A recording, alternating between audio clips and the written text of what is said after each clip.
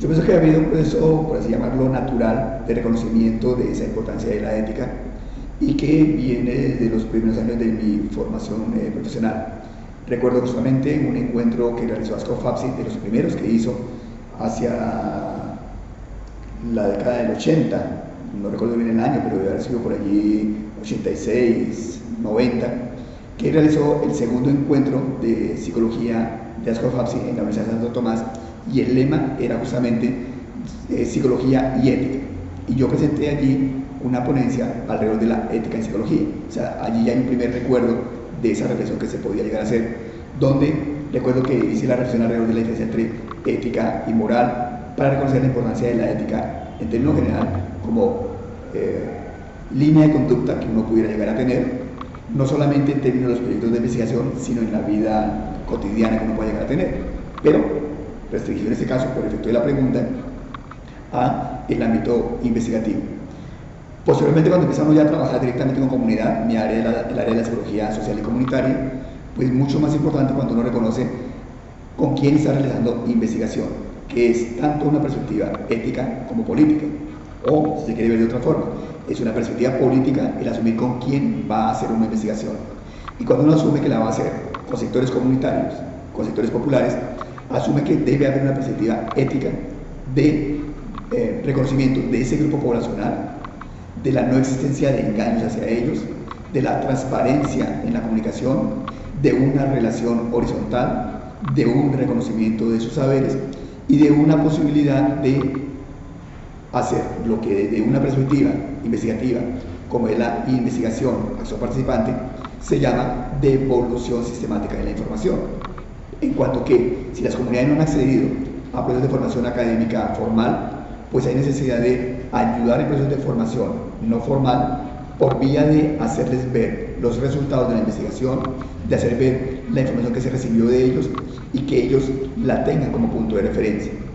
Ha habido ciertas experiencias también en los que se presenta en un primer momento los resultados de la investigación al grupo poblacional, ellos lo debaten y sobre eso se reconstruye de alguna forma la interpretación, de tal forma que esa dimensión ética aparece de forma evidente allí en varios elementos de la propuesta.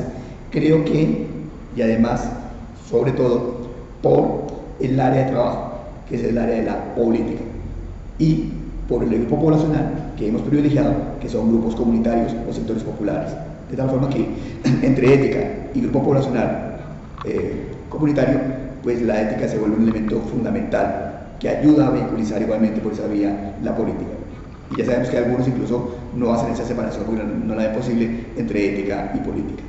Pues en qué momento, digamos que eso vino de la mano con la formación, ¿no? O sea, desde que empecé a trabajar, a estudiar psicología, y además en la perspectiva conceptual desde la cual yo trabajo, o sea, la perspectiva paradigmática, el individuo que participa en una investigación es un sujeto de derechos, llamémoslo así, ¿sí? O sea, se conceptualiza como una persona con libertad de decidir, ¿sí? Y en ese sentido, en la libertad de decidir, así esté en una condición psicológicamente adversa porque está afectado, la persona debe decidir libremente, solamente puedes decidir en la libertad, ¿sí? O sea, no, es un contrasentido decir que la persona decide si no se habla de que decide libremente, y para decidir libremente se necesita conocer.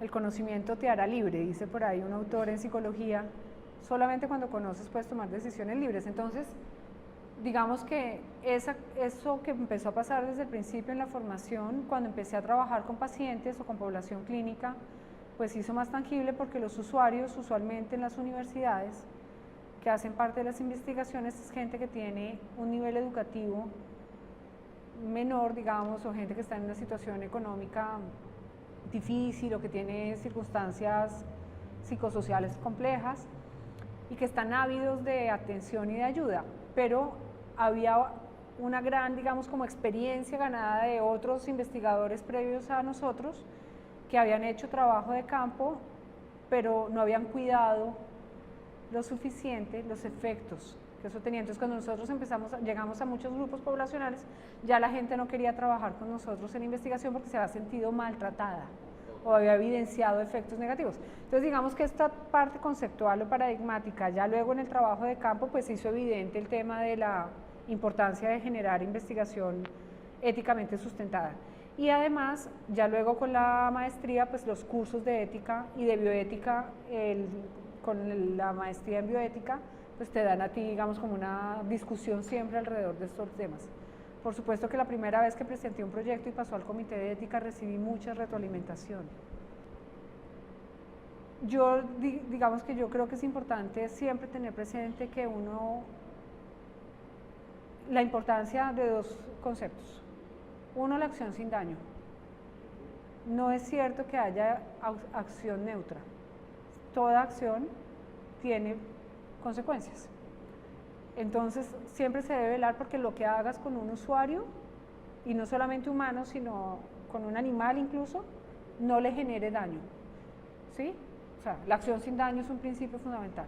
Y la otra es evitar al máximo la instrumentalización del ser humano. No es conveniente pensar que las investigaciones son válidas o son pertinentes y que los sujetos, y que lo que tú tienes son sujetos, cientos de sujetos a los que les vas a pasar escalas, porque eso es instrumentalizar al ser humano. Yo creo que esas dos cosas, usted actúe siempre cuidando que no haya efectos negativos, pero además acuérdese que usted está trabajando con personas, no son objetos. Bueno, las primeras veces que tuve que enfrentarme, desde luego, fue cuando ya empecé a proponer investigaciones donde yo era el investigador principal. Antes aprendí a hacer investigación en institutos de investigación donde otra persona era el investigador principal y él se encargaba de los pormenores. Cuando empiezo ya mi trayectoria investigativa, digamos, independiente, pues ya tuve que empezar a ocuparme de esos detalles. No fue fácil al principio porque me costó un trabajo un poco comprender la lógica administrativa, pero creo que hoy la entiendo. Y la recomendación me decía. Sí, una recomendación que se haría usted mismo al momento en el que estaba Sí. Yo siempre cuando voy a empezar a hacer una investigación, como hacemos investigación educativa, es como en dos sentidos: producir conocimiento en educación, pero también tratar de que todos los participantes aprendan algo de la investigación. Y desde la perspectiva etnográfica quiero insistir en que rescatamos la subjetividad de las personas y desde luego me parece que eso es un respeto, digamos, básico para, darle peso a la condición humana. Así que siempre que empiezo una investigación tengo eso en mente. Respetemos a las personas que participan, valoremos lo que piensan y construyamos un diálogo horizontal entre ellos. Bueno, yo puedo dar una recomendación a ese yo del pasado, que me parece que sale de un ejemplo que la viví, digamos, en una situación de una colega en Francia. En un momento dado, estábamos con el grupo, llega una de las compañeras del grupo de investigación cuando estaba haciendo el doctorado en Francia y llega, digamos, triste, casi que llorando, y nos cuenta que ella había llegado su investigación era sobre la identidad de los hijos de inmigrantes en Francia. La identidad, cuáles eran las características de ese sentimiento de identidad.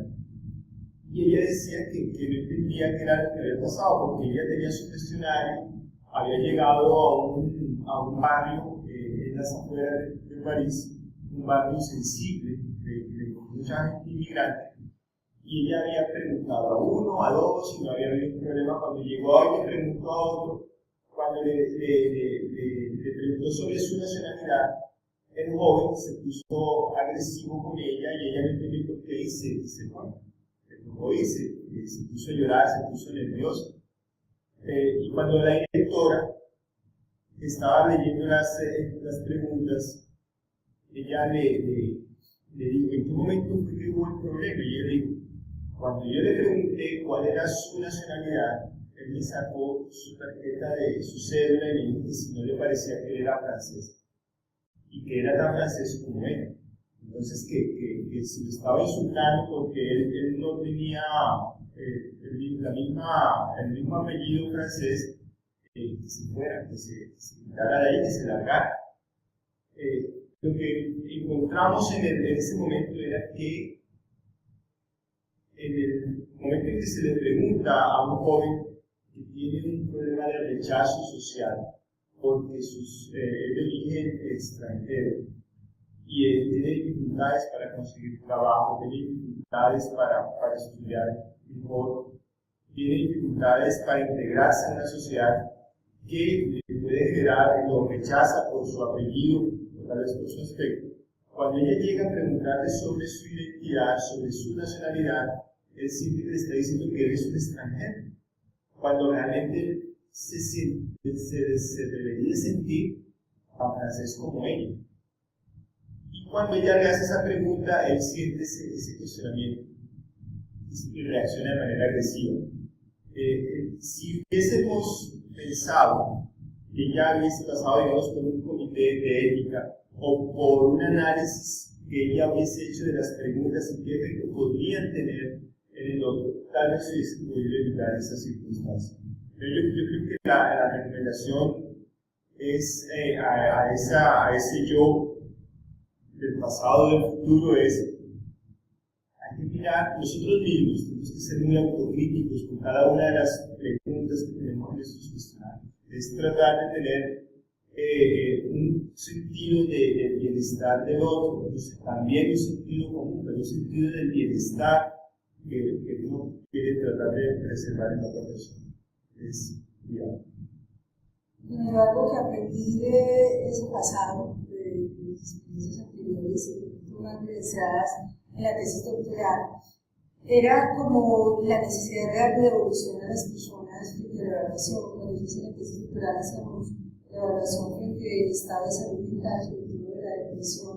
Hacíamos una intervención preventiva de desarrollo del pensamiento crítico, pero veíamos que cuando aprovechamos de pronto como aquella reflexión bioética, decíamos, es importante que ellos sepan los resultados antes y después, solo se los dejan guardados y casi que solamente hace la devolución, más retroalimentación pues, frente a los talleres. Entonces, en conclusión, veíamos importante también aquella sesión formal donde se presentan los resultados antes y después a las personas que nos aportaron como participantes.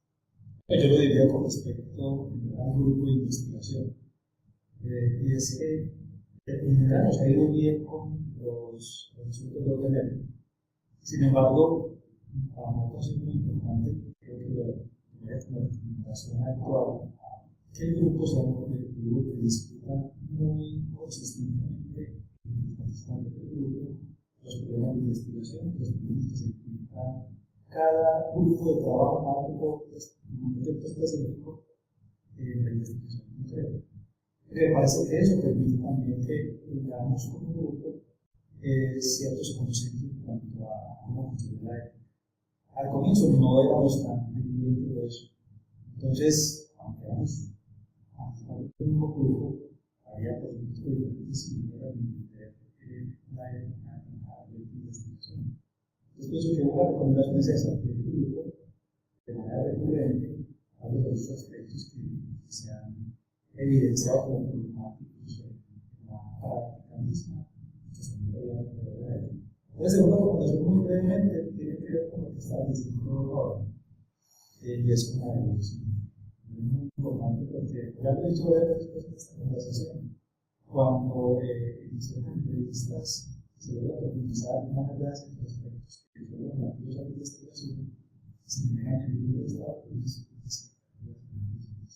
una buena evolución en el tiempo, parece que es también un horizonte ético, por supuesto, está alto, digamos, de la teoría de la